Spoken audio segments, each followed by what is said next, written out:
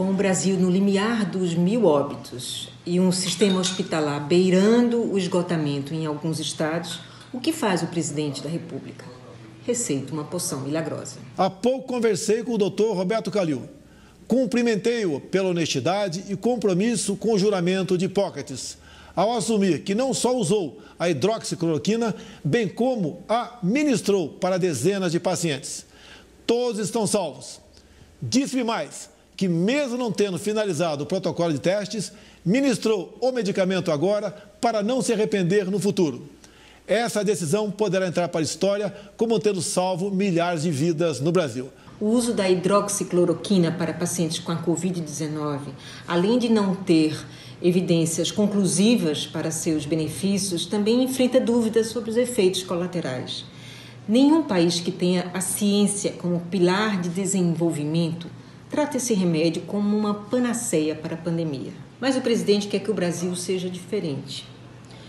O depoimento do cardiologista Roberto Calil, que se tratou com a hidroxicloroquina à revelia de seu próprio médico, da comunidade científica do Brasil e de todo o mundo, foi tratado como uma demonstração cabal de que já há uma saída para a crise. Como o presidente teme que a depressão econômica provocada pela pandemia afete as suas chances de reeleição, fica mais fácil fazer a propaganda de um milagre que vai salvar a nação.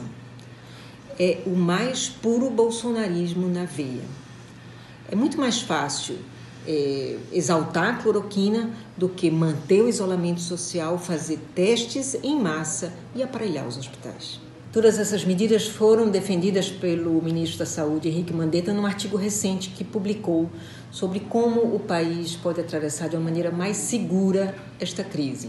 Mas a pressão do presidente acabou levando o ministro a ter que adotar uma postura mais dúbia em relação à poção milagrosa. A pressão do presidente também se estende a prefeitos e governadores.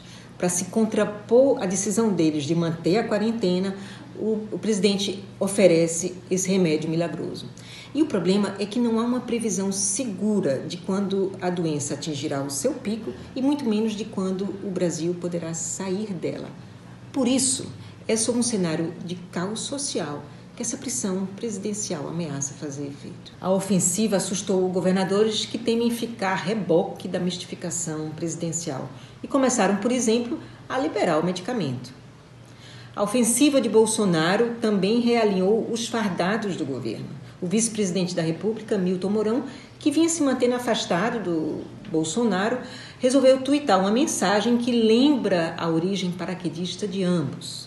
Em seguida, o ministro da Secretaria de Governo, também general Luiz Eduardo Ramos, publicou uma outra mensagem em que lembra a origem paraquedista de muitos outros ministros de origem militar do governo Bolsonaro. Se a esta altura alguém ainda tem a ilusão de que o presidente é tutelado pelos militares, está na hora de aceitar que é ele quem manda.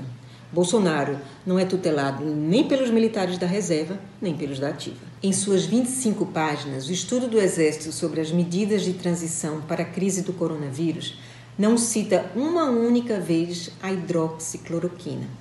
Não surpreende que tenha sido tirado do ar. Resta o Congresso. Os parlamentares já cederam muito mais do que gostariam ao Executivo no orçamento de crise. Eles queriam participar da gestão desse orçamento junto com o governo, mas não deu.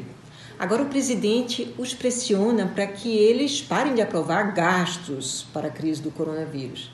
E também pressionado pelo Supremo, que não quer que o governo ponha fim à quarentena nos estados e municípios, Bolsonaro quer a ajuda do Congresso para o país voltar à normalidade, coisa que nenhum remédio milagroso será capaz de fazer.